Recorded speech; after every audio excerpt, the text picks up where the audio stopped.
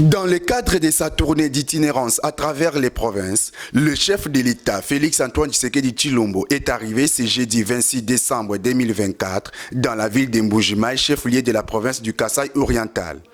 Ministres, députés, sénateurs ainsi que plusieurs notabilités mobilisés pour réserver un accueil chaleureux aux premiers citoyens du pays.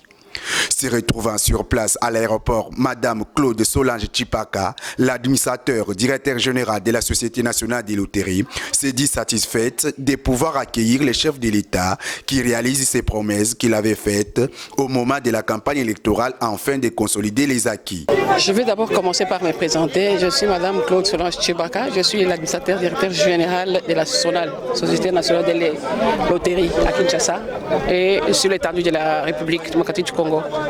Voilà, nous sommes ici ce soir. C'est une très grande joie. Nous venons accueillir notre chef d'État dans cette itinérance qu'il a initiée, de pouvoir consolider les acquis. Et comme il l'avait promis lors de son discours de campagne, aujourd'hui il vient se rendre compte un an après.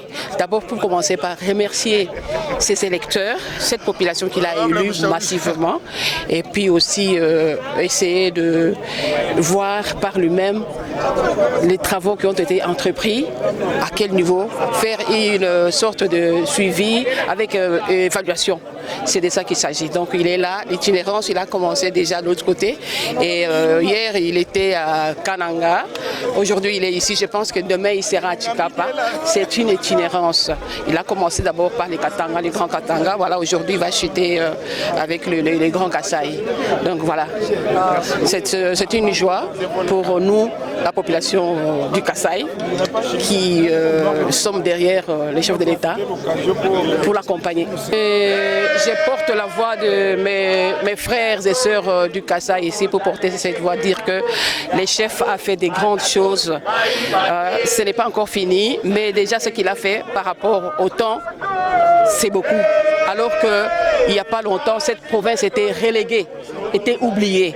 Aujourd'hui, nous avons un Congolais qui a les soucis de la République et aussi de sa population.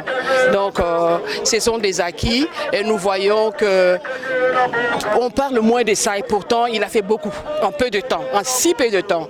Si on pouvait communiquer correctement, tout le monde apprendrait. Il y a des gens qui ne sont pas au courant des œuvres que les chefs sont en train de faire.